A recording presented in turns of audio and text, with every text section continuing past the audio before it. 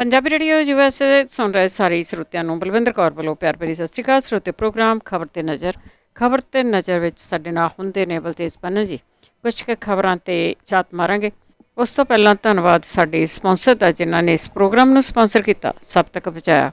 Khalsa insurance agency ਸੈਨੋਜੇ 4082722500 ਘਰਾਂ ਦੀ life ਦੀ health ਦੀ business ਦੀ insurance ਕਰਵਾ ਸਕਦੇ ਹੋ। ਗੁਰਦੀਪ ਸਿੰਘ ਬਿਰਦੀ ਕਲੋਵਰ, ਸਤਨਾਮ ਸਿੰਘ ਸ਼ੇਰਗਿੱਲ ਸਲਮਾ, ਮਨਜੀਤ ਸਿੰਘ ਦੀਵਾਨਾ, ਬੂਟਾ ਸਿੰਘ ਰਾਣੀਪੁਰ ਫਰੈਜ਼ਨੋ, ਚਰਨਜੀਤ ਸਿੰਘ ਬਟਵਾਲ, ਪਿਆਰਾ Singh Rahul, Gurpal Singh ji Sacramento, Resham Singh Nijjar ਜੁਬਸਰੀ, Mandeep Singh ਕਾਲੋਂ Modesto, Ravinder Singh, Pritam Singh Gill, Gurmeet Singh, Surinder Kaur Thind, Raminder Basra, Garmel ਲਿੱਦੜ, Jaswant Singh Bakersfield, ਟਰਕੀਆਣਾ immigration ਲਾ ਫਰਮ 4159090503। ਬਹੁਤ ਬਹੁਤ ਧੰਨਵਾਦ ਕਰਦੇ ਹਾਂ। ਪ੍ਰੋਗਰਾਮਾਂ ਨੂੰ ਸਪਾਂਸਰ ਕਰਦੇ ਹੋ, ਸਭ ਤੱਕ ਪਹੁੰਚਾਉਂਦੇ ਹੋ। ਬਲਤੇਜ ਪੰਨੂ, ਸਤਿ ਸ਼੍ਰੀ ਅਕਾਲ, ਸਵਾਗਤ ਹੈ ਜੀ। ਸਤਿ ਸ਼੍ਰੀ ਅਕਾਲ ਜੀ, ਧੰਨਵਾਦ ਜੀ, ਬਹੁਤ ਮਿਹਰਬਾਨੀ। ਸੰਯੁਕਤ ਕਿਸਾਨ ਮੋਰਚੇ ਦੀ ਜੇ ਗੱਲ ਕਰੀਏ ਤਾਂ ਉਹਨਾਂ ਦੀ ਅਹਿਮ ਮੀਟਿੰਗ ਜਿਹੜੀ ਅੱਜ ਹੋਣੀ ਹੈ।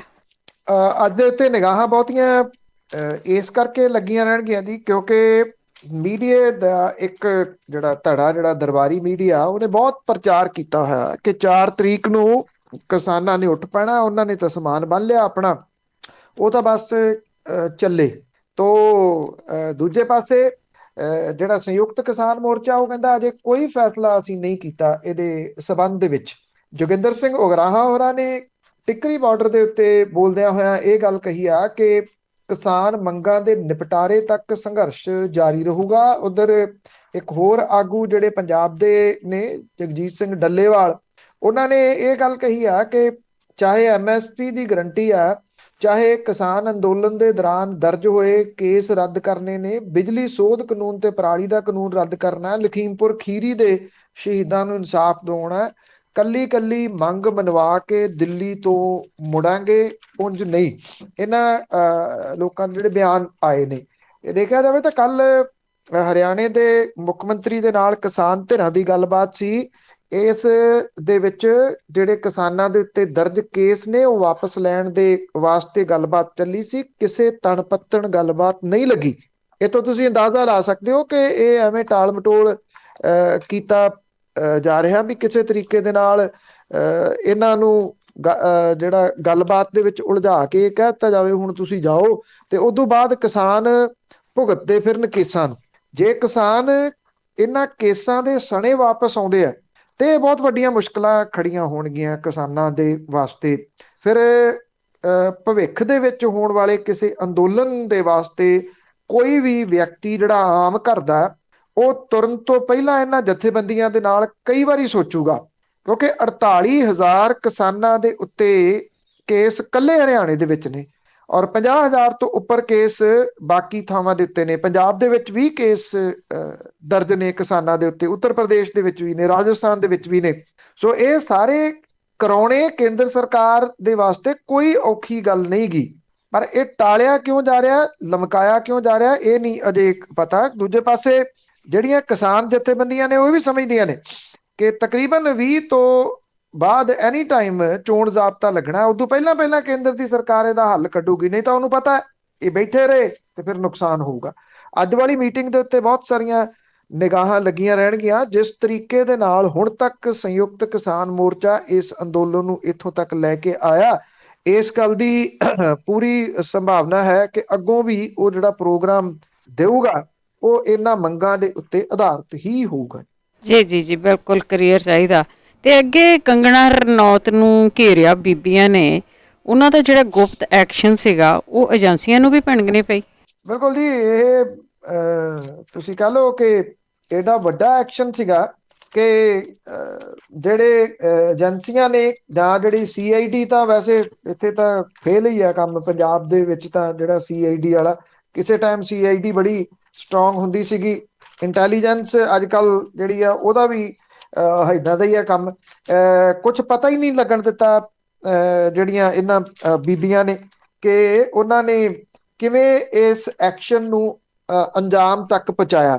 ਇਹ ਕਿਹਾ ਜਾ ਰਿਹਾ ਹੈ ਕਿ ਪਿਛਲੇ ਕੁਝ ਦਿਨਾਂ ਤੋਂ ਉਹ ਸੂਹ ਰੱਖਣ ਦੀ ਕੋਸ਼ਿਸ਼ ਕਰ ਰਹੀਆਂ ਸਨ। ਉਹਨਾਂ ਨੂੰ ਇਹ ਪਤਾ ਸੀਗਾ ਕਿ ਆਪਣੇ ਭੱਦੀ ਭਾਸ਼ਾ ਦਾ ਇਸਤੇਮਾਲ ਕਰਨ ਵਾਲੀ, ਟਿੱਪਣੀਆਂ ਕਰਨ ਵਾਲੀ ਕਿਸਾਨ ਅੰਦੋਲਨ ਦੇ ਉੱਤੇ ਟਿੱਪਣੀਆਂ ਕਰਨ ਵਾਲੀ, ਔਰ ਕਿਸਾਨ ਸਿੱਖ ਭਾਈਚਾਰੇ ਦੇ ਵਾਸਤੇ ਇਹ ਕਹਿਣ ਵਾਲੀ ਕਿ ਇਹਨਾਂ ਨੂੰ ਜੁੱਤੀ ਦੇ ਨਾਲ ਮਸਲ ਦਿਓ।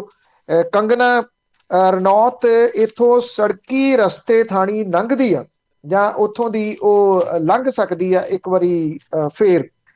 ਇਹਦੀ ਉਹਨਾਂ ਨੇ ਨਿਗਾਹ ਨੇੜੇ ਤੋਂ ਰੱਖੀ, ਔਰ ਇਹਨਾਂ ਬੀਬੀਆਂ ਨੂੰ ਕਿਤੇ ਪਤਾ ਇਸ ਗੱਲ ਦਾ ਇੱਥੋਂ ਲੱਗ ਗਿਆ ਕਿ ਕਿਉਂਕਿ ਜਦੋਂ ਕਿਸੇ ਦੇ ਕੋਲੇ ਵਾਈ ਸਿਕਿਉਰਿਟੀ ਆ ਜਾਂ ਜ਼ੈਡ ਸਿਕਿਉਰਿਟੀ ਆ, ਉਹਦੇ ਵਾਸਤੇ ਇਹ ਗਾਰਦ ਲੱਗਦੀ ਹੈ ਜੀ।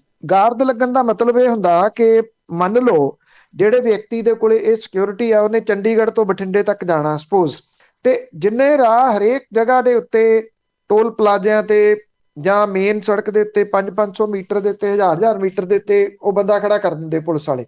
ਉਥੋਂ ਅੰਦਾਜ਼ਾ ਇਹਨਾਂ ਨੂੰ ਕਿਤੇ ਹੋਇਆ ਕਿ ਲੰਘਣਾ ਕਿਸੇ ਨੇ, ਵਿਸ਼ੇਸ਼ ਬੰਦੇ ਨੇ, ਗੱਲਾਂ ਬਾਤਾਂ 'ਚ ਕਿਤੇ ਕੋਈ ਜਿਹੜਾ ਉਹ ਨਿਕਲ ਗਿਆ ਕਿ ਕੰਗਨਾ ਰਣੌਤ ਨੇ ਲੰਘਣਾ, ਪਰ ਇਹਨਾਂ ਨੇ ਕਿਸੇ ਨੂੰ ਭਿਣਕ ਨਹੀਂ ਇਹਦੀ ਪੈਣ ਦਿੱਤੀ।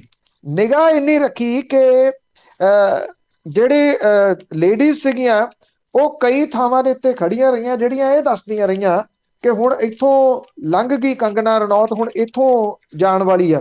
ਤੇ ਇਹ ਦੁਕਾਨਾਂ ਜਿਹੜੀਆਂ ਸੀਗੀਆਂ, ਬੁੰਗਾ ਸਾਹਿਬ ਪੈਂਦਾ ਏਰੀਆ ਇੱਥੇ ਕੀਰਤਪੁਰ ਸਾਹਿਬ ਦੇ ਨੇੜੇ, ਜਿਹੜੀ ਚੰਡੀਗੜ੍ਹ ਊਨਾ ਸੜਕ ਹੈ ਉਹਦੇ ਉੱਤੇ, ਇਹ ਜਿਹੜੀਆਂ ਇੱਥੇ ਦੁਕਾਨਾਂ ਸੀਗੀਆਂ ਉਹਨਾਂ ਦੇ ਵਿੱਚ ਵੜ ਕੇ ਖੜੀਆਂ ਹੋ ਗਈਆਂ।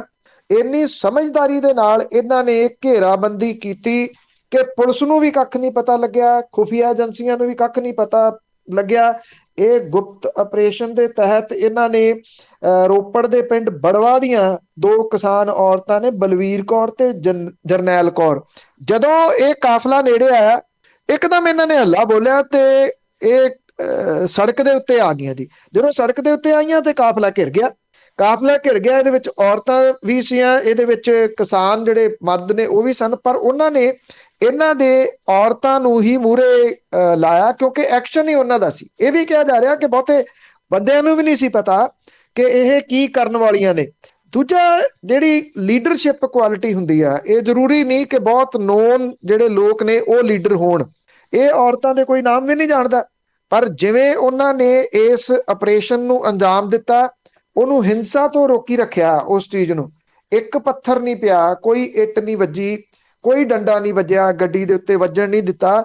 ਉਹ ਜਿੱਥੇ ਇਹ ਗੱਲ ਕਹਿੰਦੀਆਂ ਰਹੀਆਂ ਕਿ ਸਾਡਾ ਮਕਸਦ ਸਿਰਫ ਮਾਫੀ ਮੰਗਵਾਉਣਾ ਜਿਹੜੇ ਲਫ਼ਜ਼ ਤੂੰ ਬੋਲੇ ਆ, ਤੇ ਨਾਲ ਦੀ ਨਾਲ ਇਹ ਵੀ ਉਹ ਰੋਕਦੀਆਂ ਰਹੀਆਂ ਉੱਥੇ ਸ਼ਾਮਲ ਲੋਕਾਂ ਨੂੰ ਕਿ ਕੋਈ ਹਿੰਸਕ ਗੱਲ ਨਹੀਂ ਕਰੂਗਾ, ਕੋਈ ਗਾਲ ਨਹੀਂ ਕੱਢੂਗਾ, ਕੋਈ ਹਮਲਾ ਨਹੀਂ ਕਰੂਗਾ।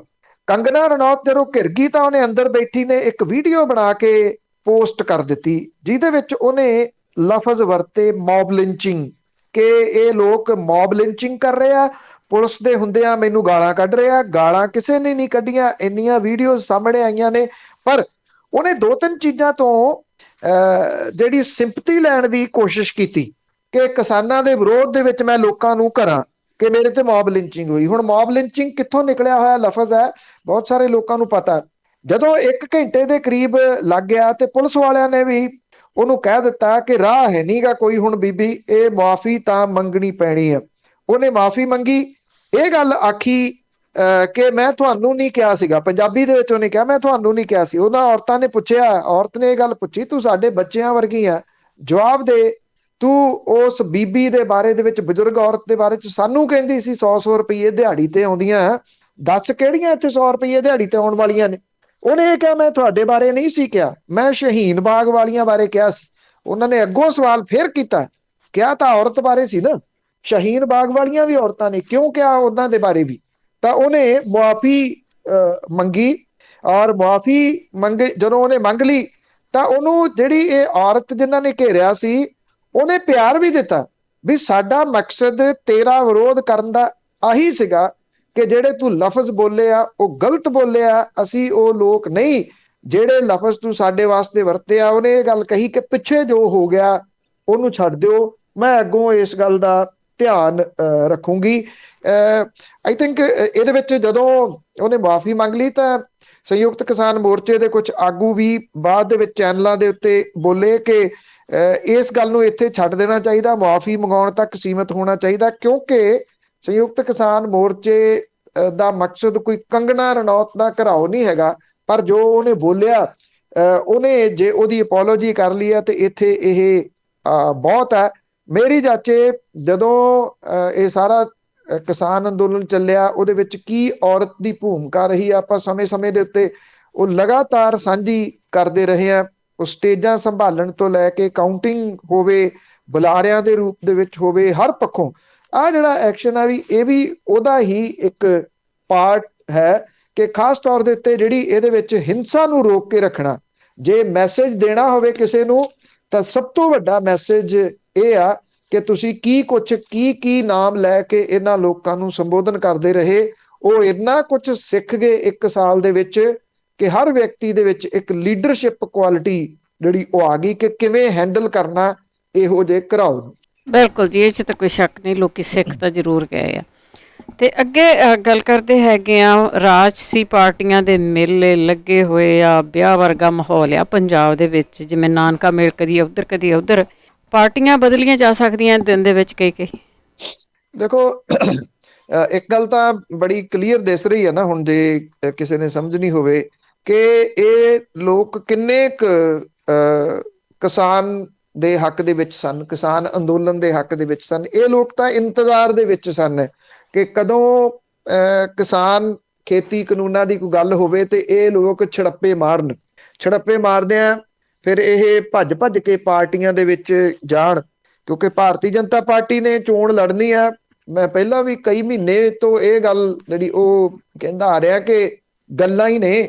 ਤੁਸੀਂ ਵੇਖਿਓ, ਜਦੋਂ ਭਾਰਤੀ ਜਨਤਾ ਪਾਰਟੀ ਨੇ ਕੈਂਡੀਡੇਟਸ ਮੰਗੇ ਜਾਂ ਉਹਨੇ ਐਲਾਨ ਕੀਤਾ, ਇਹ ਲੋਕ ਭੱਜਦੇ ਵੇਖਿਓ, ਇਹ ਲੋਕ ਪਾਸੇ ਪਲਟਦੇ ਦੇਖਿਓ, ਕਿਹੜੇ ਤਰੀਕੇ ਦੇ ਨਾਲ ਪਾਸੇ ਪਲਟਦੇ ਆ, ਕਿੰਨੇ ਲੋਕ ਪਾਸੇ ਪਲਟਦੇ ਆ, ਕਿਵੇਂ ਛੱਡ ਕੇ ਬਾਕੀ ਪਾਰਟੀਆਂ ਨੂੰ ਭਾਰਤੀ ਜਨਤਾ ਪਾਰਟੀ ਦੇ ਵੱਲ ਜਾਂਦੇ ਆ, ਇਸ ਆਸ ਦੇ ਵਿੱਚ ਵੀ ਇਧਰੋਂ ਤਾਂ ਟਿਕਟ ਮਿਲਣੀ ਨਹੀਂ, ਚਲੋ ਇਧਰੋਂ ਹੀ ਅਸੀਂ ਲੈ ਲੈਂਦੇ ਹਾਂ। ਕੱਲ ਫੇਰ ਕੋਈ 24 ਦੇ ਕਰੀਬ ਲੋਕ ਭਾਰਤੀ ਜਨਤਾ ਪਾਰਟੀ ਦੇ ਵਿੱਚ ਗਏ। ਇਹਦੇ ਵਿੱਚ ਇੱਕ ਡੀਜੀਪੀ, ਸਾਬਕਾ ਡੀਜੀਪੀ ਜਿਹੜੇ ਸਰਬਦੀਪ ਸਿੰਘ ਵਿਰਕ, ਉਹ ਜਿਹੜੇ ਜਾਣੇ ਪਛਾਣੇ ਨੇ, ਜਾਂ ਜਿਹੜਾ ਇੱਕ ਸਰਬਜੀਤ ਸਿੰਘ ਮੱਕੜ ਹੈ, ਅਕਾਲੀ ਦਲ ਬਾਦਲ ਦਾ ਸਾਬਕਾ ਐਮਐਲਏ, ਉਹ ਸ਼ਾਮਲ ਹੈ। ਤੇ ਇੱਕ ਇੱਥੋਂ ਗੁਰਪ੍ਰੀਤ ਸਿੰਘ ਭੱਟੀ ਨੇ ਖੰਨੇ ਤੋਂ, ਉਹਨਾਂ ਪਾਰਟੀ ਕੋਈ ਨਹੀਂ ਛੱਡੀ, ਇਹੀ ਰਹਿ ਗਈ ਸੀ ਭਾਜਪਾ, ਤੇ ਉਧਰ ਵੀ ਉਹ ਚਲੇ ਗਿਆ। ਹੁਣ 24 ਦੇ ਕਰੀਬ ਲੋਕ ਹੋਰ ਸ਼ਾਮਲ ਹੋਏ। ਤੇ ਉਧਰ ਕਾਂਗਰਸ ਨੇ ਜਿਹੜੇ ਹਿੰਸਕ ਗੀਤਾਂ ਕਰਕੇ ਚਰਚਿਤ ਸਿੱਧੂ ਮੂਸੇਵਾਲੇ ਨੂੰ ਆਪਣੇ ਬੇੜੇ ਦੇ ਵਿੱਚ ਸਵਾਰ ਕੀਤਾ। ਤੇ ਹੈਰਾਨਗੀ ਇਹ ਰਹੀ ਕਿ ਇਹਨੂੰ ਸ਼ਾਮਲ ਕਰਦਿਆਂ ਹੋਇਆ ਨਵਜੋਤ ਸਿੰਘ ਸਿੱਧੂ ਹੋਰਾਂ ਨੇ ਸਿੱਧੂ ਮੂਸੇਵਾਲੇ ਨੂੰ ਯੂਥ ਆਈਕਨ ਦੱਸਿਆ, ਤੇ ਚਰਨਜੀਤ ਸਿੰਘ ਚੰਨੀ ਹੋਰਾਂ ਨੇ ਉਹਨੂੰ ਇਹ ਕਿਹਾ ਕਿ ਅੱਜ ਦਾ ਜਿਹੜਾ ਨੌਜਵਾਨ ਹੈ ਉਹ ਸਿੱਧੂ ਮੂਸੇਵਾਲੇ ਤੋਂ ਸੇਧ ਲੈਂਦਾ। ਇਹ ਦੋਨੋਂ ਗੱਲਾਂ ਬਹੁਤ ਚੁਭਵੀਆਂ ਨੇ। ਯੂਥ ਆਈਕਨ ਬਦਲਣ ਦੀ ਕੋਸ਼ਿਸ਼ ਕੀਤੀ ਜਾ ਰਹੀ ਹੈ ਕਿ ਯੂਥ ਆਈਕਨ ਜਿਹੜੇ ਉਹ ਕੌਣ ਹੋਣਗੇ? ਸਿੱਧੂ ਮੂਸੇਵਾਲੇ ਨੇ ਜਿਹੜੀ ਵੀ ਪਾਰਟੀ ਦੇ ਵਿੱਚ ਜਾਣਾ ਉਹ ਜਾਵੇ, ਉਹ ਜਿੱਥੇ ਸਿਆਸਤ ਉਹਨੇ ਕਰਨੀ ਹੈ ਕਰੇ, ਜਿੱਥੇ ਉਹਨੇ ਚੋਣ ਲੜਨੀ ਆ ਉਹ ਲੜੇ, ਕੋਈ ਨਹੀਂ ਰੋਕਦਾ। ਪਰ ਇਹ ਲੋਕ ਜਦੋਂ ਇਹ ਕਹਿੰਦੇ ਆ ਕਿ ਯੂਥ ਆਈਕਨ ਅਸੀਂ ਲੈਣ ਦਾ, ਹੈਰਾਨਗੀ ਦੀ ਗੱਲ ਸੀ ਕਿ ਇੱਥੇ ਸ਼ਾਮਲ ਕਰਕੇ ਨਾਲ ਦੀ ਨਾਲ ਭਜਾ ਕੇ ਦਿੱਲੀ ਲੈ ਗਏ, ਰਾਹੁਲ ਗਾਂਧੀ ਦੇ ਨਾਲ ਮੁਲਾਕਾਤ ਕਰਵਾਤੀ। ਸ਼ਾਇਦ ਰਾਹੁਲ ਗਾਂਧੀ ਨੂੰ ਇਹ ਦੱਸਣਗੇ ਕਿ ਕਿੰਨਾ ਵੱਡਾ ਇੱਕ ਕਰਾਊਡ ਪੁੱਲਰ ਅਸੀਂ ਪਤਾ ਨਹੀਂ ਪਾਰਟੀ ਦੇ ਵਿੱਚ ਲੈ ਆਂਦਾ। ਖੈਰ, ਉਹ ਪਾਰਟੀ ਪੱਧਰ ਦੇ ਉੱਤੇ ਕੁਝ ਵੀ ਕਰੀ ਜਾਣ, ਕੋਈ ਫਰਕ ਨਹੀਂ ਪੈਂਦਾ। ਪਰ ਆਹ ਜਿਹੜੀਆਂ ਗੱਲਾਂ ਆਖੀਆਂ ਗਈਆਂ ਨੇ, ਆਈ ਥਿੰਕ ਕਿਤੇ ਨਾ ਕਿਤੇ ਇਹਨਾਂ ਚੀਜ਼ਾਂ ਦੇ ਉੱਤੇ ਪੰਜਾਬੀਆਂ ਨੂੰ ਇਸ ਪੱਖੋਂ ਵਿਚਾਰ ਕਰਨ ਦੀ ਲੋੜ ਹੈ ਕਿ ਸਾਹਿਤ ਤਾਂ ਬਦਲਿਆ ਹੀ ਜਾ ਰਿਹਾ, ਸਾਹਿਤ ਦੇ ਵਿੱਚ ਤਾਂ ਘੁਸਪੈਠ ਹੋ ਹੀ ਰਹੀ ਆ। ਆਈ ਥਿੰਕ ਸਾਡੇ ਆਈਕਨ ਵੀ ਆਉਂਦੇ ਸਮੇਂ ਦੇ ਦੌਰਾਨ ਬਦਲ ਦਿੱਤੇ ਜਾਣਗੇ, ਔਰ ਫਿਰ ਸਾਡੇ ਕੀ ਆਈਕਨ, ਸਾਡੇ ਨੌਜਵਾਨਾਂ ਦੇ, ਬੱਚਿਆਂ ਦੇ ਇਹੋ ਜਿਹੇ ਲੋਕ ਰਹਿ ਜਾਣਗੇ ਜੀ, ਜਿਹੜੇ ਕਹਿੰਦੇ ਆ ਕਿ ਜੱਟ ਉੱਤੇ ਕੇਸ ਜਿਹੜਾ ਸੰਜੇ ਦੱਤ ਤੇ, ਤੋ ਇਦਾਂ ਦੇ, ਔਰ ਉਹ ਓਪਨਲੀ ਗੋਲੀਆਂ ਚਲਾਉਣ ਵਾਲੇ, AK-47 ਚਲਾਉਣ ਵਾਲੇ ਤੇ ਕਾਨੂੰਨ ਨੂੰ ਟਿੱਚ ਜਾਣਨ ਵਾਲੇ। ਕਿਉਂਕਿ ਇਹਨਾਂ ਇੱਕ ਕੇਸ ਦੇ ਵਿੱਚ ਇਹਨੇ ਜ਼ਮਾਨਤ ਤੱਕ ਅਪਲਾਈ ਨਹੀਂ ਕੀਤੀ ਹੋਈ, ਜਦੋਂ ਕਿ ਧਾਰਾਵਾਂ ਉਹਦੇ ਵਿੱਚ ਬਹੁਤ ਸਖਤ ਲੱਗੀਆਂ ਹੋਈਆਂ ਨੇ। ਆਪ ਹੀ ਇਹਨੇ ਵੀਡੀਓ ਬਣਾ ਕੇ ਪਾਈਆਂ ਨੇ, ਪਿਸਤੌਲ ਚਲਾਉਂਦੀਆਂ ਦੀਆਂ ਵੀ ਤੇ AK-47 ਚਲਾਉਂਦੇ ਆਉਂਦੀਆਂ। ਕਾਂਗਰਸ ਦਾ ਤੁਸੀਂ ਇਹ ਕਹਿ ਲਓ ਕਿ ਕਿਤੇ ਨਾ ਕਿਤੇ ਇਹ ਤਾਂ ਸਿੱਧ ਕਰਦਾ ਕਿ ਉਹਨਾਂ ਦੇ ਵਿੱਚ ਬੁਖਲਾਹਟ ਹੈ, ਕਿ ਉਹਨਾਂ ਨੂੰ ਲੱਗਦਾ ਕਿ ਅਸੀਂ ਕਰਾਊਡ ਪੁੱਲਰ ਕਿਹੜਾ ਲਿਆ ਸਕਦੇ ਹਾਂ। ਚਲੋ ਲਿਆਓ, ਉਹਦੇ ਵਿੱਚ ਕੋਈ ਹਰਜ ਨਹੀਂ ਹੋਣਾ ਚਾਹੀਦਾ ਕਿਸੇ ਨੂੰ। ਸਾਰੀਆਂ ਸਿਆਸੀ ਧਿਰਾਂ ਨੇ ਜਿੱਤਣ ਦੇ ਵਾਸਤੇ ਹੀ ਯਤਨ ਕਰਨੇ ਆ, ਪਰ ਜਿਹੜੀਆਂ ਆ ਗੱਲਾਂ ਆਖੀਆਂ ਗਈਆਂ ਨੇ ਇਹਦੇ ਉੱਤੇ ਗੰਭੀਰਤਾ ਦੇ ਨਾਲ ਵਿਚਾਰ ਕਰਨ ਦੀ ਲੋੜ ਹੈ। ਬਿਲਕੁਲ ਜੀ ਬਿਲਕੁਲ, ਜੇ ਇੱਦਾਂ ਦੇ ਆਈਕਨ ਹੋਣੇ ਆ ਤਾਂ ਫਿਰ ਤਾਂ ਸਰ ਗਿਆ ਪੰਜਾਬ ਦਾ, ਤਾਂ ਵੈਸੇ ਹੀ ਸਰਿਆ ਹੋਇਆ ਆ। ਅੱਗੇ ਵੱਖ-ਵੱਖ ਥਾਵਾਂ 'ਤੇ ਸਿਆਸੀ ਲੋਕ ਆਉਣ ਜਾਣ ਤੋਂ ਔਖੇ ਕਿ ਸਾਡੀਆਂ ਟਿਕਟਾਂ ਹੀ ਨਾ ਕੱਟੀਆਂ ਜਾਣ। ਬਿਲਕੁਲ ਜੀ, ਇਹ ਕੱਟ ਵੀ ਰਹੀਆਂ ਨੇ ਤੇ ਹਰ ਕੋਈ ਇਹ ਚਾਹੁੰਦਾ ਜੀ ਕਿ ਹਾਜ਼ਰੀ ਮੈਂ ਵੀ ਲਵਾ ਲਵਾਂ ਆਪਣੀ। ਜਿਹੜੇ ਖਰੜ ਤੋਂ ਵਿਧਾਇਕ ਚੁਣੇ ਗਏ ਸੀ 17 ਦੇ ਵਿੱਚ ਆਮ ਆਦਮੀ ਪਾਰਟੀ ਦੇ ਵੱਲੋਂ, ਕੰਵਰ ਸੰਧੂਰੀ, ਉਹਨਾਂ ਨੇ ਇਹ ਕਹਿਤਾ ਕਿ ਮੈਂ ਅਗਲੀਆਂ ਚੋਣਾਂ ਲੜਨੀਆਂ ਨਹੀਂ। ਹਾਲਾਂਕਿ ਮੇਰੇ ਕੋਲੇ ਆਪਸ਼ਨਸ ਤਾਂ ਬੜੀਆਂ ਨਹੀਂ ਕਹਿੰਦੇ, ਪਰ ਕਹਿੰਦੇ ਨਹੀਂ ਮੈਂ ਕੋਈ ਹੋਰ ਸਮਾਜਿਕ ਕੰਮ ਕਰੂੰਗਾ। ਮਤਲਬ ਕਿ ਹੋ ਸਕਦਾ ਕਿ ਉਹ ਵਾਪਸ ਸ਼ੋਜ਼ ਵਗੈਰਾ ਦੇ ਵਿੱਚ ਜਾਂ ਟੀਵੀ ਚੈਨਲ ਦੇ ਉੱਤੇ ਆ ਸਕਦੇ ਨੇ। ਉਹ ਕਹਿੰਦੇ ਮੈਂ ਚੋਣ ਨਹੀਂ ਲੜਨੀ।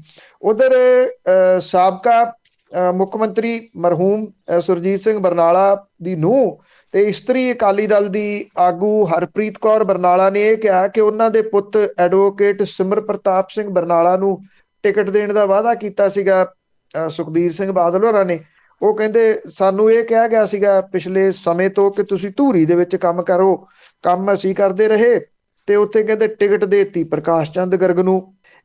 ਇਹ ਕਿਹਾ ਕਿ ਅਸੀਂ ਆਪਣੇ ਜਿਹੜੇ ਹਮਾਇਤੀ ਨੇ ਉਹਨਾਂ ਦਾ ਇਕੱਠ ਕਰਾਂਗੇ ਤੇ ਇਕੱਠ ਕਰਕੇ ਉਹਨਾਂ ਤੋਂ ਪੁੱਛਾਂਗੇ ਕਿ ਗਾਂ ਫਿਰ ਹੁਣ ਕੀ ਕਰਨਾ, ਮਤਲਬ ਕਿ ਕਿਹੜੇ ਪਾਸੇ ਨੂੰ ਛਾਲ ਮਾਰੀਏ, ਕਿਹੜੇ ਪਾਸੇ ਨੂੰ ਜਾਈਏ। ਉਹਦੇ ਵੈਸੇ ਸੁਰਜੀਤ ਸਿੰਘ ਬਰਨਾਲਾ ਹੋਰਾਂ ਦਾ, ਸੁਰਜੀਤ ਪਰਿਵਾਰ ਦਾ ਸੁਰਜੀਤ ਸਿੰਘ ਬਰਨਾਲਾ ਹੋਰਾਂ ਤੋਂ ਬਾਅਦ ਕੋਈ ਸਿਆਸੀ ਆਪਾਂ ਇਹ ਕਹੀਏ ਕਿ ਬਹੁਤ ਤੂਤੀ ਬੋਲਦੀ ਰਹੀ ਹੈ, ਇਦਾਂ ਦਾ ਕੁਝ ਨਹੀਂ ਸੀਗਾ। ਉਸ ਵੇਲੇ ਉਹਨਾਂ ਦਾ ਦਾਅ ਜ਼ਰੂਰ ਲੱਗ ਗਿਆ ਸੀਗਾ ਕਿਉਂਕਿ ਰਾਜੀਵ ਲੌਂਗੋਵਾਲ ਸਮਝੌਤੇ ਕਰਕੇ ਉਦੋਂ ਹਰਚੰਦ ਸਿੰਘ ਲੌਂਗੋਵਾਲ ਹੋਰਾਂ ਦੇ ਨਾਲ ਕੋਈ ਤੁਰਿਆ ਨਹੀਂ ਸੀਗਾ। ਬਾਅਦ ਦੇ ਵਿੱਚ ਕੀ ਚੱਲਦਾ ਰਿਹਾ, ਕਦੀ ਟਿਕਟ ਦੇਤੀ ਕਦੀ ਨਹੀਂ ਦਿੱਤੀ, ਉਹ ਸਭ ਨੂੰ ਪਤਾ। ਹੁਣ ਉਹ ਪਰਿਵਾਰ ਕਹਿੰਦਾ ਜੀ ਕਿ ਸਾਡਾ ਤਾਂ ਇਹ ਟਿਕਟ ਧੂਰੀ ਦੇ ਉੱਤੇ ਹੱਕ ਹੀ ਸਾਡਾ ਬਣਦਾ ਸੀਗਾ, ਸਾਨੂੰ ਨਹੀਂ ਦਿੱਤੀ। ਤੇ ਉਹ ਕਹਿੰਦੇ ਕਿ ਹੁਣ ਅਸੀਂ ਸੋਚਾਂਗੇ ਆਪਣਾ ਇਕੱਠ ਕਰਕੇ। ਉਧਰ ਇੱਕ ਵੱਡਾ ਇਕੱਠ ਹੋ ਗਿਆ ਮਾਨਸਾ ਦੇ ਵਿੱਚ। ਮਾਨਸਾ ਦੇ ਵਿੱਚ ਜਿਹੜਾ ਇਕੱਠ ਹੋਇਆ, ਇੱਥੇ ਜਿਹੜੇ ਸ਼ੇਰ ਸਿੰਘ ਗਾਹਗੋਵਾਲ ਦਾ ਪਰਿਵਾਰ ਸੀਗਾ ਉਹਨੇ ਇਕੱਠ ਕਰ ਲਿਆ ਤੇ ਇਹ ਕਹਿਤਾ ਵੀ ਜੇ ਮਾਨਸੇ ਤੋਂ ਟਿਕਟ ਦਿੱਤੀ ਸਿੱਧੂ ਮੂਸੇ ਵਾਲੇ ਨੂੰ ਤੇ ਇਹ ਸਮਝ ਲਓ ਫਿਰ ਕਾਂਗਰਸ ਇਹਦਾ ਟਿਕਟ ਦਾ ਵਿਰੋਧ ਕਰੂਗੀ।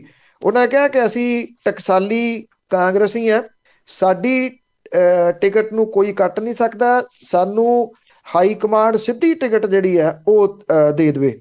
ਇਹ ਵੀ ਉਹਨਾਂ ਨੇ ਇਹ ਕਿਹਾ ਕਿ ਜੇ ਮੂਸੇਵਾਲ ਨੂੰ ਜਿਤਾਉਣਾ ਫਿਰ ਲੋਕ ਸਨੀ ਦਿਓਲ ਵਾਂਗੂ ਉਹਨੂੰ ਵੀ ਲੱਭਦੇ ਫਿਰਨਗੇ ਕਿ ਉਹ ਗਿਆ ਕਿੱਥੇ। ਵੈਸੇ ਇਹਦੇ ਵਿੱਚ ਇੱਕ ਉਹ ਵਿਅਕਤੀ ਨਹੀਂ ਅਜੇ ਆਏ ਜਿਹੜੇ ਥਾਂ ਥਾਂ ਦੇ ਉੱਤੇ ਜਬਰੀ ਸੀਟਾਂ ਦੇ ਉੱਤੇ ਬਹਿੰਦੇ ਫਿਰਦੇ ਆ ਕਾਂਗਰਸੀਆਂ ਦੇ ਨਾਲ। ਨਾਜਰ ਸਿੰਘ ਮਾਨਸ਼ਾਹੀਆ ਉਹ ਆਮ ਆਦਮੀ ਪਾਰਟੀ ਦੇ ਵੱਲੋਂ ਜਿੱਤੇ ਸੀਗੇ। ਜੇ ਗਾਹਗੋਵਾਲ ਟੱਬਰ ਉੱਥੇ ਏਡਾ ਸਟਰੋਂਗ ਆ ਤੇ ਫਿਰ ਨਾਜਰ ਸਿੰਘ ਮਾਨਸ਼ਾਹੀਆ ਉਹਨਾਂ ਨੂੰ ਕਿਹਨੇ ਟਿਕਟ ਉੱਥੋਂ ਦੇਣੀ ਹੈ। ਇਹ ਆਪਣੇ ਆਪ ਦੇ ਵਿੱਚ ਸਵਾਲ ਆ। ਬੋਲੇ ਤਾਂ ਹੈ ਨਹੀਂ ਗੇ ਕਿਉਂਕਿ ਬੋਲਣ ਲਈ ਹੈ ਕੁਛ ਨਹੀਂ। ਮਾਨਸਾ ਦੇ ਵਿੱਚ ਉਹਨਾਂ ਨੂੰ ਜਿਹੜੇ ਉਹਨਾਂ ਦੇ ਪੁਰਾਣੇ ਜਿਤਾਉਣ ਵਾਲੇ ਸੀ ਉਹੀ ਨਹੀਂ ਪਹੁੰਚਣ ਦਿੰਦੇ। ਸੋ ਥਾਂ ਥਾਂ ਦੇ ਉੱਤੇ ਜਿਹੜੀਆਂ ਕੋਸ਼ਿਸ਼ਾਂ ਨੇ ਉਹ ਸਾਰੇ ਇਹ ਪਰਿਵਾਰ ਕਰੀ ਜਾਂਦੇ ਨੇ ਤੇ ਨਾਲ ਦੀ ਨਾਲ ਧਮਕੀਆਂ ਵੀ ਦੇਈ ਜਾਂਦੇ। ਇਸ ਵਾਰੀ ਧਮਕੀਆਂ ਉਹਨਾਂ ਦੀਆਂ ਇਸ ਕਰਕੇ ਕੁਛ ਤੁਸੀਂ ਕਹਿ ਦੋ ਕਿ ਉਹਨਾਂ ਦੀ ਮਹੱਤਤਾ ਆ ਕਿ ਉਹਨਾਂ ਨੂੰ ਵੀ ਇਸ ਗੱਲ ਦਾ ਪਤਾ ਵੀ ਇੱਕ ਨਹੀਂ ਤਾਂ ਦੋ, ਦੋ ਨਹੀਂ ਤਾਂ ਤਿੰਨ, ਤਿੰਨ ਨਹੀਂ ਤਾਂ ਚਾਰ, ਚਾਰ ਨਹੀਂ ਤਾਂ ਪੰਜ, ਪੰਜ ਨਹੀਂ ਤਾਂ ਛੇ, ਪਤਾ ਹੀ ਨਹੀਂ ਕਿੰਨੀਆਂ ਕੁ ਪਾਰਟੀਆਂ ਨੇ, ਵੀ ਕਿਤੋਂ ਨਾ ਕਿਤੋਂ ਤਾਂ ਗੱਲ ਬਣੀ ਜਾਣੀ ਹੈ ਟਿਕਟ ਦੀ। ਬਿਲਕੁਲ ਜੀ, ਜਿੱਤਣਾ ਪਤਾ ਨਹੀਂ ਕਿਹਨੇ, ਕਿਹਨੂੰ ਜਿਤਾਉਣਾ ਇਹਨਾਂ ਨੇ। ਅੱਗੇ ਬੇਅਦਬੀ ਵਾਲੇ ਮਾਮਲਿਆਂ ਦੀ ਜੇ ਗੱਲ ਕਰੀਏ, ਉੱਥੇ ਵੱਖ-ਵੱਖ ਕੇਸ ਆ, ਜਾਂ ਉਹ ਅਦਾਲਤਾਂ 'ਚ ਤੁਰਦੇ ਆ, ਜਾਂ ਸਿੱਟਾਂ ਬਣੀਆਂ ਆ, ਜਾਂ ਉਹ ਖਬਰਾਂ 'ਚ ਆ, ਇੱਧਰ ਉੱਧਰ ਹੀ ਉੱਥੇ ਕੀ ਘੁੰਮਦੇ ਆ। ਦੇਖੋ, ਇੱਕ ਤਾਂ ਸਿੱਟ ਨੇ ਤੀਜੀ ਵਾਰੀ ਸਮਨਿੰਗ ਕੀਤੀ ਸੀਗੀ ਵਿਪਾਸਨਾ ਇਨਸਾ ਨੂੰ ਤੇ ਇੱਕ ਜਿਹੜਾ PR ਨੈਨ ਆ ਉਹਨੂੰ। PR ਨੈਨ ਨੇ ਪਿਛਲੀ ਵਾਰੀ ਵੀ ਮੈਡੀਕਲ ਭੇਜਿਆ ਸੀ, ਐਤਕੀ ਵੀ ਭੇਜਿਆ। ਇਹ ਕਿਹਾ ਕਿ ਬੈੱਡ ਰੈਸਟ ਲਿਖੀ ਆ ਡਾਕਟਰਾਂ ਨੇ ਉਹਨੂੰ, ਇਸ ਕਰਕੇ ਉਹ ਆ ਨਹੀਂ ਸਕਦਾ। ਵਿਪਾਸਨਾ ਇਨਸਾ ਨੇ ਕੁਝ ਵੀ ਨਹੀਂ ਭੇਜਿਆ। ਵਿਪਾਸਨਾ ਇਨਸਾ ਕਦੀ ਕਿਸੇ ਨੇ ਮੁੜ ਕੇ ਨਹੀਂ ਦੇਖੀ ਜਦੋਂ ਇੱਥੇ ਪੰਚਕੂਲੇ ਦੇ ਵਿੱਚ ਸਿਰਸਾ ਡੇਰਾ ਮੁਖੀ ਦੀ ਗ੍ਰਿਫਤਾਰੀ ਹੁੰਦੀ ਆ ਤੇ ਉਦੋਂ ਬਾਅਦ ਉਹ ਸਿੱਟ ਸਾਹਵੇਂ ਇੱਕ ਵਾਰੀ ਪੇਸ਼ ਹੋਈ ਸੀਗੀ ਹਰਿਆਣੇ ਦੇ ਵਿੱਚ, ਜਿਹੜੀ ਸਿੱਟ ਬਣੀ ਸੀ ਉਹਦੇ ਸਾਹਮਣੇ। ਮੁੜ ਕੇ ਉਹਦਾ ਨਹੀਂ ਪਤਾ ਕਿ ਉਹ ਕਿੱਥੇ ਆ, ਉਹ ਡੇਰੇ ਦੇ ਅੰਦਰ ਆ ਜਾਂ ਮੁਲਕ ਤੋਂ ਬਾਹਰ ਹੈ, ਇਹਦਾ ਕੁਝ ਨਹੀਂ ਪਤਾ। ਨਾ ਉਹ ਕਿਸੇ ਸਰਗਰਮੀ ਦੇ ਵਿੱਚ ਕਦੀ ਦਿਸੀ ਹੈ। ਹੁਣ ਇਹ ਸਮਨਿੰਗ ਸਿੱਟ ਉਹਨੂੰ ਵਿਪਾਸਨਾ ਇੰਸਾ ਨੂੰ ਕਿਹੜੇ ਆਧਾਰ ਦੇ ਉੱਤੇ ਕਰੀ ਜਾਂਦੀ ਹੈ, ਕਿ ਉਹਨਾਂ ਦੇ ਕੋਲੇ ਕੀ ਜਾਣਕਾਰੀ ਹੈ ਕਿ ਵਿਪਾਸਨਾ ਇੰਸਾ ਡੇਰੇ ਦੇ ਅੰਦਰ ਆ, ਨਹੀਂ ਪਤਾ। ਸਿੱਟ ਕਹਿੰਦੀ 3 ਵਾਰੀ ਹੋ ਲਿਆ ਤੇ ਅਸੀਂ ਹੁਣ ਡੇਰੇ ਦੇ ਅੰਦਰ ਪੁੱਛਗਿੱਛ ਕਰਨ ਦੇ ਵਾਸਤੇ ਜਾਵਾਂਗੇ। ਡੇਰੇ ਦੇ ਅੰਦਰ ਜਾਂਦੀ ਆ ਸਿੱਟ ਜਾਂ ਨਹੀਂ ਜਾਂਦੀ, ਕਦੋਂ ਜਾਂਦੀ ਆ ਇਹਦਾ ਕੁਝ ਨਹੀਂ ਪਤਾ, ਮਾਮਲਾ ਲਮਕਾਇਆ ਜਾ ਰਿਹਾ।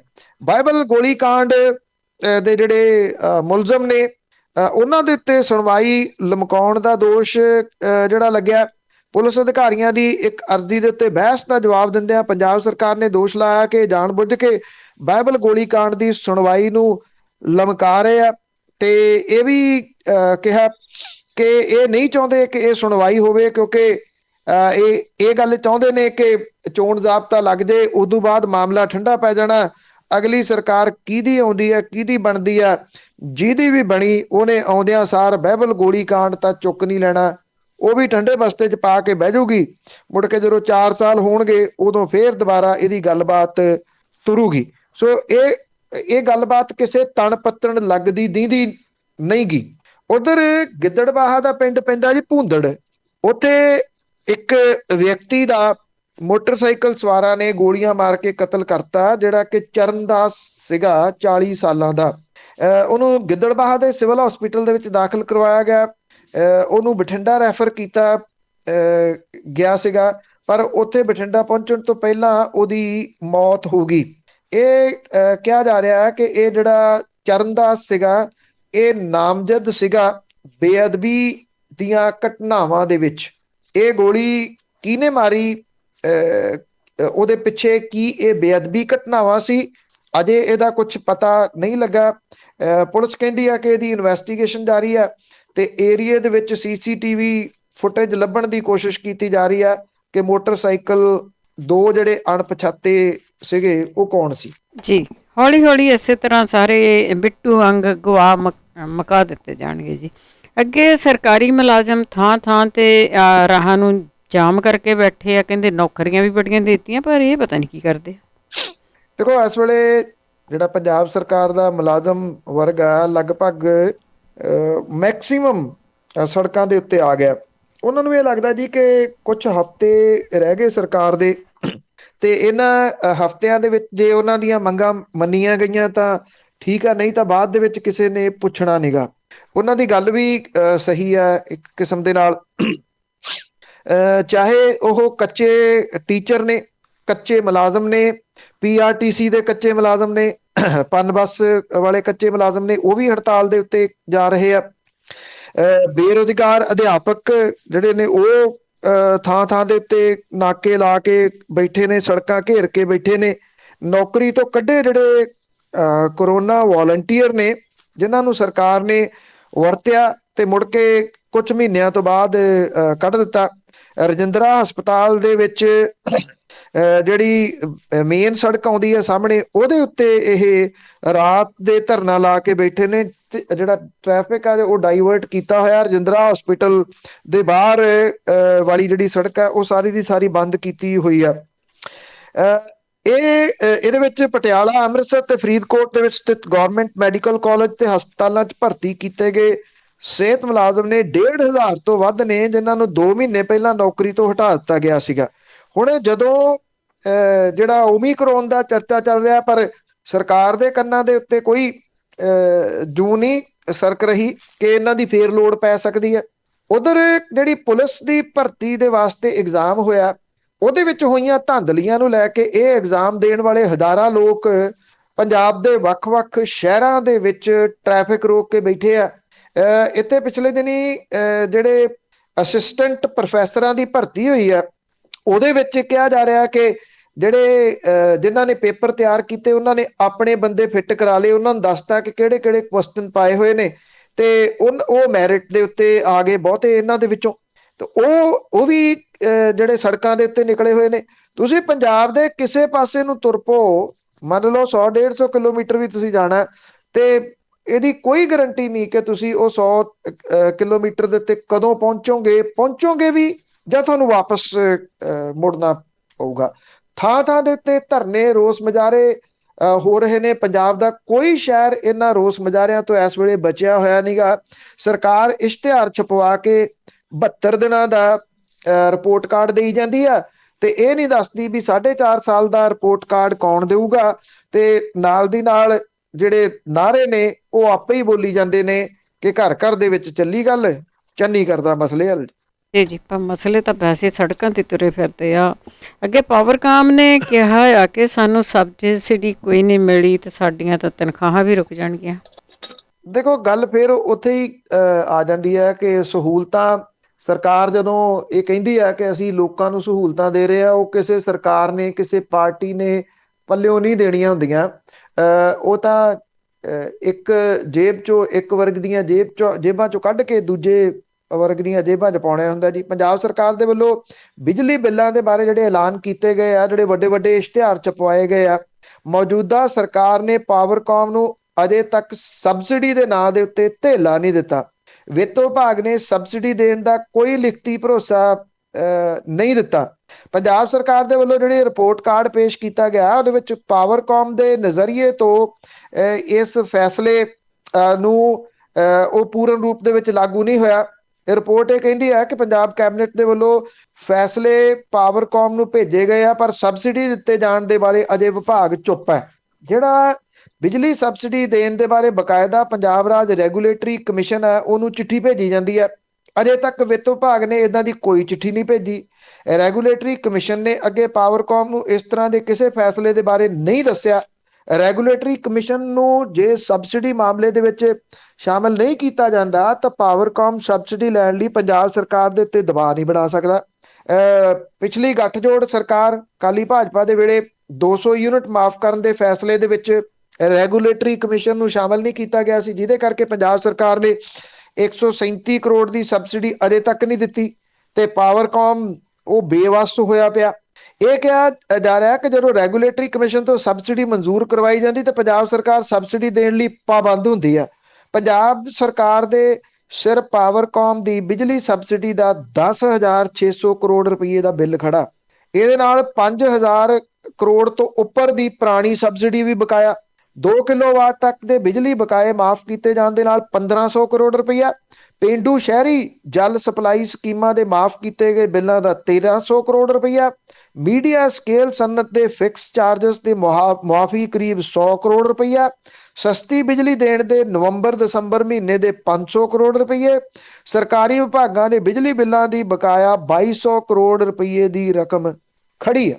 ਜਿਹੜੇ ਪਾਵਰਕਾਮ ਦੇ ਵਿੱਚ ਕੰਮ ਕਰਦੇ ਜਾਂ ਰਿਟਾਇਰ ਹੋ ਗਏ ਲੋਕ ਨੇ, ਉਹਨਾਂ ਨੂੰ ਫਿਕਰ ਇਸ ਗੱਲ ਦਾ ਪਿਆ ਹੋਇਆ ਕਿ ਦਸੰਬਰ ਦਾ ਪਹਿਲਾ ਹਫਤਾ ਲੰਘਦਾ ਤੁਰਿਆ ਜਾ ਰਿਹਾ, ਅਜੇ ਤੱਕ ਨਾ ਕਿਸੇ ਦੀ ਤਨਖਾਹ ਪਈ ਹੈ ਤੇ ਨਾ ਕਿਸੇ ਦੀ ਪੈਨਸ਼ਨ ਉਹਨਾਂ ਦੇ ਖਾਤਿਆਂ ਦੇ ਵਿੱਚ ਪਈ ਹੈ। ਅਖੀਰ ਦੇ ਵਿੱਚ ਰਾਹੁਲ ਗਾਂਧੀ ਦੀ ਜੇ ਗੱਲ ਕਰੀਏ ਤਾਂ ਉਸਨੇ ਸ਼ਹੀਦ ਕਿਸਾਨਾਂ ਤੇ ਦਬਾਅ ਪਾਇਆ ਸਰਕਾਰ ਤੇ ਇਹ ਮੁੱਦੇ ਚੱਕ ਕੇ। ਦੇਖੋ ਇਹ ਮਾਮਲਾ ਜਿਹੜਾ ਸਰਕਾਰ ਨੇ ਪੱਲਾ ਝਾੜ ਲਿਆ ਕਿ ਸਾਡੇ ਕੋਲੇ ਤਾਂ ਕੋਈ ਅੰਕੜਾ ਹੀ ਨਹੀਂ ਹੈਗਾ। ਇਸ ਗੱਲ ਦੇ ਉੱਤੇ ਕੇਂਦਰ ਦੀ ਸਰਕਾਰ ਘਿਰੀ ਤਾਂ ਹੋਈ ਹੈ, ਵੱਖ-ਵੱਖ ਧਿਰਾਂ ਉਹਨੂੰ ਘੇਰਨ ਦੇ ਯਤਨਾਂ ਦੇ ਵਿੱਚ ਨੇ। ਰਾਹੁਲ ਗਾਂਧੀ ਲਗਾਤਾਰ ਇਸ ਮਾਮਲੇ ਦੇ ਉੱਤੇ ਸਰਕਾਰ ਨੂੰ ਘੇਰ ਰਹੇ ਆ। ਉਹਨਾਂ ਨੇ ਇਹ ਗੱਲ ਕਹੀ ਆ ਕਿ ਕੇਂਦਰ ਦੀ ਸਰਕਾਰ ਕਹਿੰਦੀ ਸਾਡੇ ਕੋਲੇ ਕੋਈ ਰਿਕਾਰਡ ਨਹੀਂ।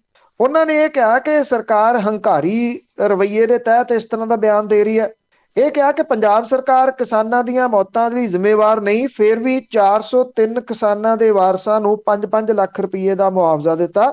ਉਹਨਾਂ ਨੇ ਕਿਹਾ ਕਿ ਕਾਂਗਰਸ ਦੇ ਕੋਲੇ ਪੰਜਾਬ ਦੇ ਬਾਹਰੋਂ ਵੀ 100 ਕਿਸਾਨਾਂ ਦੀ ਸੂਚੀ ਹੈ ਖੇਤੀ ਕਾਨੂੰਨਾਂ ਦੇ ਖਿਲਾਫ ਜਿਨ੍ਹਾਂ ਨੇ ਸੰਘਰਸ਼ ਦੇ ਦੌਰਾਨ ਆਪਣੀ ਜਾਨ ਗਵਾਈ ਹੈ। 200 ਕਿਸਾਨਾਂ ਦੀ ਇੱਕ ਸੂਚੀ ਹੋਰ ਹੈ ਜਿਹੜੀ ਕਿ ਲੋਕਾਂ ਵੱਲੋਂ ਮੁਹੱਈਆ ਰਿਕਾਰਡ ਦੇ ਆਧਾਰ ਦੇ ਉੱਤੇ ਬਣੀ ਹੈ। ਰਾਹੁਲ ਗਾਂਧੀ ਨੇ ਇਹ ਗੱਲ ਕਹੀ ਕਿ ਉਹ ਇਸ ਸੂਚੀ ਨੂੰ ਸੋਮਵਾਰ ਨੂੰ ਸੰਸਦ ਦੇ ਵਿੱਚ ਰੱਖਣਗੇ। ਖੇਤੀ ਕਾਨੂੰਨ ਰੱਦ ਹੋਣ ਤੋਂ ਬਾਅਦ ਕਿਸਾਨਾਂ ਦੀਆਂ ਬਾਕੀ ਮੰਗਾਂ ਦੇ ਬਾਰੇ ਦੇ ਵਿੱਚ ਰਾਹੁਲ ਗਾਂਧੀ ਨੇ ਕਿਹਾ ਕਿ ਉਹਨੂੰ ਨਹੀਂ ਲੱਗਦਾ ਕਿ ਸਰਕਾਰ ਕਿਸਾਨਾਂ ਦੀਆਂ ਮੰਗਾਂ ਮੰਨੂਗੀ ਕਿਉਂਕਿ ਉਹਦੇ ਇਰਾਦੇ ਨੇਕ ਨਹੀਂ ਗੇ। ਰਾਹੁਲ ਗਾਂਧੀ ਨੇ ਇਹ ਵੀ ਗੱਲ ਕਹੀ ਕਿ ਕਾਂਗਰਸ ਦੇ ਵੱਲੋਂ ਜੇ ਸਰਕਾਰ ਕਹਿੰਦੀ ਆ ਤੇ ਅਸੀਂ ਆਫੀਸ਼ੀਅਲੀ ਤੌਰ ਦੇ ਉੱਤੇ ਇਹ ਸੂਚੀ ਸਰਕਾਰ ਨੂੰ ਸੌਂਪਣ ਨੂੰ ਤਿਆਰ ਹੈ ਕਿ ਸਰਕਾਰ ਇਸ ਸੂਚੀ ਨੂੰ ਲੈ ਕੇ ਇਹਨਾਂ ਕਿਸਾਨਾਂ ਨੂੰ ਮੁਆਵਜ਼ਾ ਦੇਵੇ ਜਿਹੜੇ ਕਿ ਆਪਣੀਆਂ ਜਾਨਾਂ ਗਵਾ ਗਏ ਇਸ ਸੰਘਰਸ਼ ਦੇ ਦੌਰਾਨ। ਪਰ ਉਹਨਾਂ ਨੇ ਕਿਹਾ ਕਿ ਪ੍ਰਧਾਨ ਮੰਤਰੀ ਹੋਰਾਂ ਦਾ ਵਤੀਰਾ ਇੰਨਾ ਉਦਾਸ ਕਰਨ ਵਾਲਾ ਹੈ ਕਿ ਉਹ ਦੋ ਲਫ਼ਜ਼ ਵੀ ਇਹਨਾਂ ਸ਼ਹੀਦ ਹੋਏ ਕਿਸਾਨਾਂ ਦੇ ਵਾਸਤੇ ਬੋਲਣ ਲਈ ਤਿਆਰ ਨਹੀਂ ਗਏ। ਉਹ ਕਹਿੰਦੇ ਕਿਸੇ ਵੀ ਚੀਜ਼ ਦੇ ਉੱਤੇ ਟਵੀਟ ਕਰਨ ਵਾਲੇ ਪ੍ਰਧਾਨ ਮੰਤਰੀ ਨੇ ਟਵੀਟ ਕਰਨਾ ਤਾਂ ਛੱਡੋ, ਉਹਨਾਂ ਨੇ ਪਾਰਲੀਮੈਂਟ ਦੇ ਵਿੱਚ ਉਹਨਾਂ ਦੇ ਮੰਤਰੀ ਵੀ ਇਸ ਮਾਮਲੇ ਦੇ ਉੱਤੇ ਦੋ ਲਫ਼ਜ਼ ਬੋਲਣ ਦੇ ਵਾਸਤੇ ਤਿਆਰ ਨਹੀਂ। ਇੱਕੋ ਹੀ ਗੱਲ ਕਹੀ ਜਾਂਦੇ ਨੇ ਕਿ ਸਾਡੇ ਕੋਲੇ ਸੂਚੀ ਨਹੀਂ ਹੈਗੀ, ਕਹਿੰਦੇ ਸੂਚੀ ਅਸੀਂ ਪ੍ਰੋਵਾਈਡ ਕਰ ਦਿੰਦੇ ਆ। ਫਿਰ ਉਦੋਂ ਬਾਅਦ ਦੱਸੋ ਕੀ ਐਕਸ਼ਨ ਲਓਗੇ ਇੱਥੇ? ਐਕਸ਼ਨ ਤੇ ਲੈਣਾ ਹੀ ਨਹੀਂ, ਪਤਾ ਤਾਂ ਉਹਨਾਂ ਨੂੰ ਵੀ ਹੈਗਾ ਆ। ਬਹੁਤ ਬਹੁਤ ਧੰਨਵਾਦ ਬਲਤੇਜ ਪੰਨੂ ਜੀ। ਮਿਹਰਬਾਨੀ ਜੀ, ਧੰਨਵਾਦ ਜੀ, ਸਤਿ ਸ਼੍ਰੀ ਅਕਾਲ। ਸਤਿ ਸ਼੍ਰੀ ਅਕਾਲ ਜੀ। ਤੇ ਸਰੋਤੇ ਸਨ ਬਲਤੇਜ ਪੰਨੂ ਜੀ ਸਾਡੇ ਜੁੜਦੇ ਨੇ, ਕਰਦੇ ਨੇ ਖਬਰਾਂ। ਇਸੇ ਦੇ ਨਾਲ ਸਾਡਾ ਅੱਜ ਦਾ ਬੁਲਟਨ ਇੱਥੇ ਹੀ ਸਮਾਪਤ। ਬਲਵਿੰਦਰ ਕੌਰ ਵੱਲੋਂ ਆਪ ਸਭ ਨੂੰ ਹੀ ਸਤਿ ਸ਼੍ਰੀ ਅਕਾਲ।